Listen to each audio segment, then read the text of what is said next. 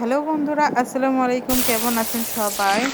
আজকে আমি রান্না করব রুই মাছ দিয়ে আলু, মূলো, শিম দিয়ে ঝোল রান্না করব। তো মাছগুলো আমি আগে ভালোভাবে ভেজে নিব। তো ভেজে নেওয়ার জন্য আমি তেলের মধ্যে মাছগুলো দিয়ে দিয়েছি।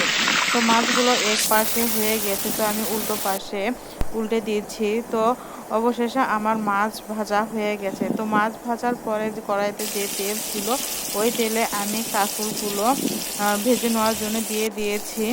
তো কাঁকরোলগুলো আমার অবশেষে ভাজা হয়ে গিয়েছে।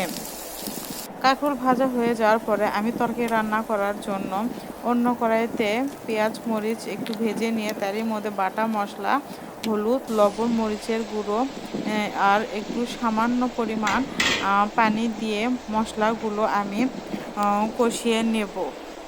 তো যাই হোক, মশলাগুলো কষে নেওয়ার জন্য আমি অবশেষে পানি দিয়ে দিয়েছি।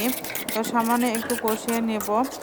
তো মশলাগুলো কষানোর পরে যখন দেখবো তেল তেল উঠে গিয়েছে, তখন মশলাগুলোর মধ্যে সবজি দিয়ে দিয়েছি। সবজিগুলো আর মশলাগুলো ভালোভাবে মিশিয়ে নেব। তো সামান্য কিছুক্ষণ রেখে দেওয়ার পরে সবজিগুলো এখন আমি ভালোভাবে কষিয়ে নেব, যাতে একটু আধা সিদ্ধ হয়। তো আধা সিদ্ধ হওয়ার পরে একটু আমি ভালোভাবে মিশিয়ে নিয়েছি, মানে কষে নিব। তো পরে আমি মাছ আর ঝোল দিয়ে দিয়েছি। তো লাস্টে আমার তরকারির ফাইনাল লুক কেমন হয়েছেন বলবেন সবাই।